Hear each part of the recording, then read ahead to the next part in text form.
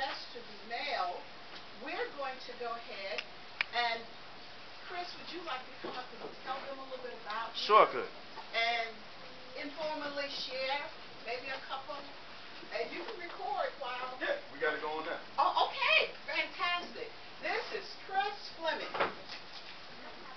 Y'all not gonna give me no round of applause? Oh, okay. How y'all doing? Good. How y'all doing? Good. I know y'all just got done testing, so I know getting to sleep after and stuff like that. Y'all doing okay? I've been there. Like as she said, my name is Chris. My poetry name is Saymo. Saymo. I am a poet. I'm a national poet.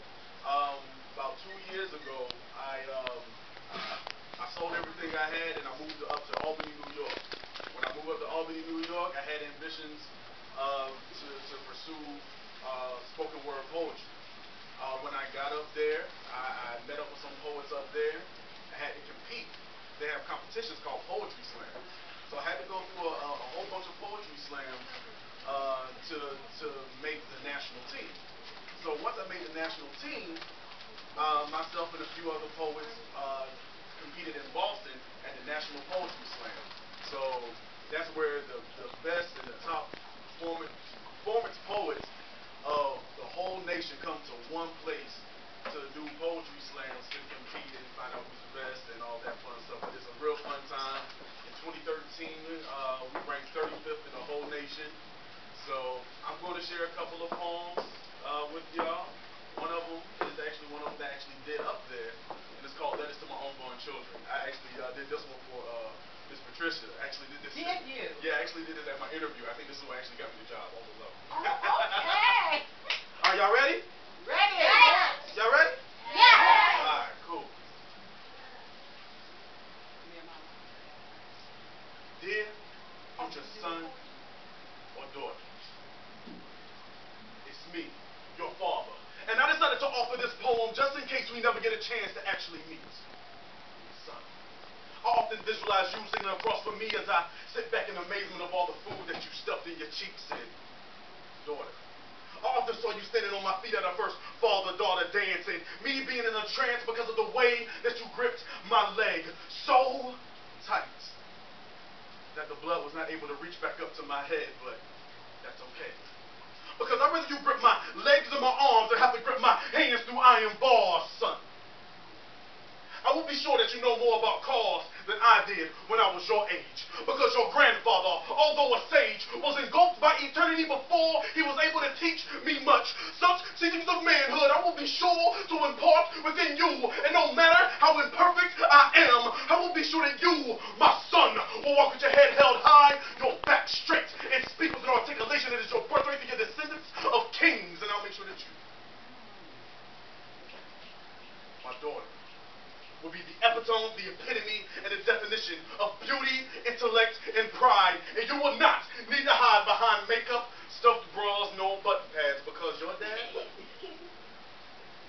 said you're beautiful. My future prince and princess.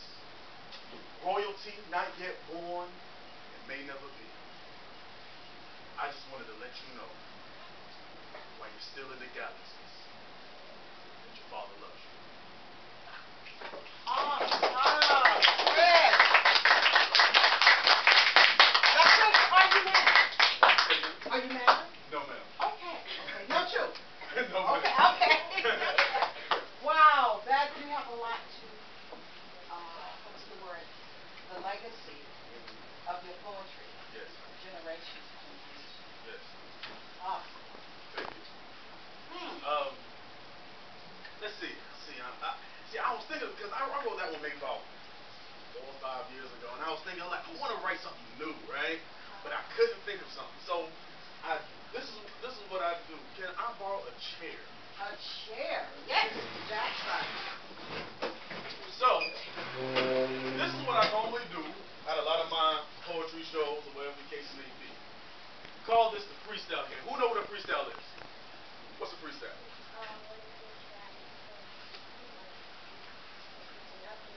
Yeah, you rap from nothing, right? So, this is what we do. I bring up this chair right here, So I'm gonna need everybody in here to bring up something random, something in your desk, something in your no, bring up something. Bring up something. Like a pencil, a piece of paper, something random. Alright. Alright.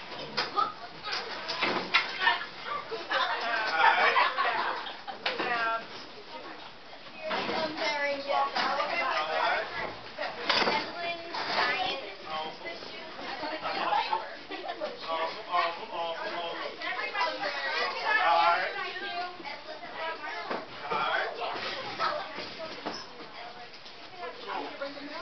Where's your entry point? Where is your original? That'll work.